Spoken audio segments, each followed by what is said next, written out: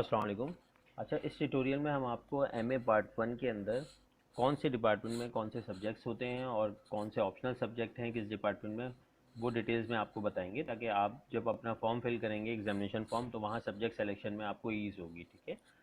अच्छा, पहले डिपार्टमेंट जो है ये एमए अरबी का है। ठीक है। इसके अंदर पार्ट वन के अंदर 5 पेपर्स होते हैं और पाँचों ही आपने सेलेक्ट करने होंगे। इसमें ऑप्शनल पेपर कोई नहीं होता। ये पेपर्स हैं इनके 1 2 3 4 5, ये इनके टाइटल्स हैं। ये आप सेलेक्ट करेंगे और अपना फॉर्म जो है आप प्रोसेस कर सकते हैं। अच्छा, दूसरा डिपार्टमेंट है इकनॉमिक्स।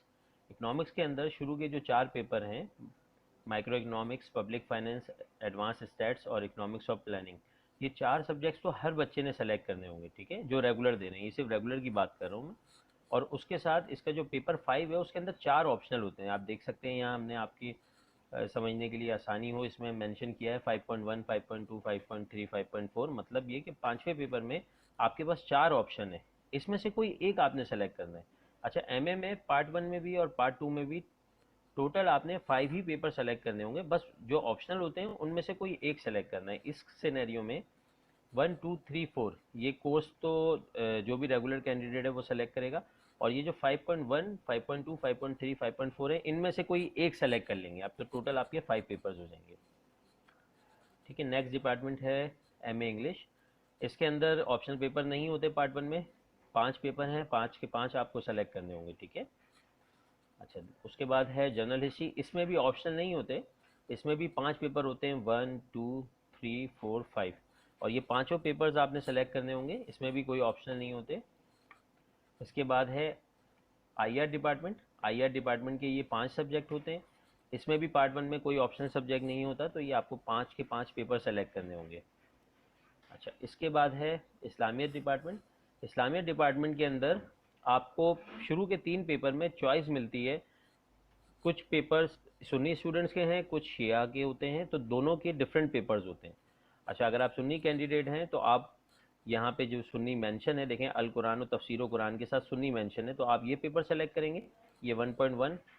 और फिर अगर आप शिया कैंडिडेट हैं तो आप 1.2 अल कुरान और तफसीर कुरान शिया 1.2 सेलेक्ट करेंगे। इन दोनों में से कोई एक सेलेक्ट होगा, इसलिए यहाँ पे मेंशन है 1.1 या 1.2। इसी तरह हदीस का जो पेपर है उसके भी 2 पार्ट हैं, 2 डिफरेंट पेपर्स होंगे, एक सुन्नी कैंडिडेट्स के लिए, एक शिया कैंडिडेट्स के लिए। इसी तरह फ़िक़्ह की भी जो हैं 2 किस्म के पेपर्स होते हैं, एक सुन्नी कैंडिडेट्स के लिए, एक शिया कैंडिडेट्स के लिए। पेपर 4 जो है मुसलमानों की तमुद्दनी तारीख, ये कंपलसरी पेपर है, रेगुलर कैंडिडेट्स को सबको ये पेपर सेलेक्ट करना होगा। मगर पेपर 5 के अंदर फिर आप देख सकते हैं कि 2 ऑप्शनल पेपर होंगे। एक अरबी का पेपर है जो 5.1 है, और एक तारीख और दावत व अज़मियत है, ये 5.2 है। इन दोनों में से कोई एक सेलेक्ट करना है।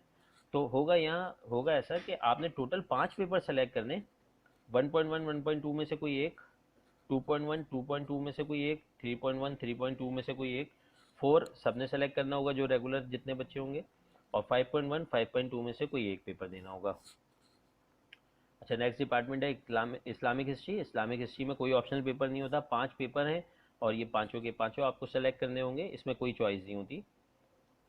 उसके बाद है पॉलिटिकल साइंस। पॉलिटिकल साइंस के अंदर भी कोई ऑप्शनल पेपर नहीं होता, 5 पेपर हैं और हर रेगुलर कैंडिडेट को ये 5 के 5 पेपर सेलेक्ट करने होंगे।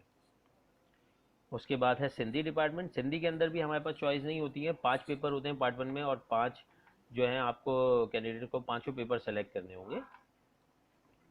उसके बाद है उर्दू डिपार्टमेंट। अच्छा, उर्दू डिपार्टमेंट के अंदर भी पार्ट वन में कोई ऑप्शन नहीं होते, ऑप्शनल पेपर्स नहीं है, जिसकी वजह से आपको जो 5 पेपर्स हैं वहाँ पे 5 ही पेपर्स मेंशन होंगे, वो 5 के 5 आपको सेलेक्ट करने होंगे। ठीक है।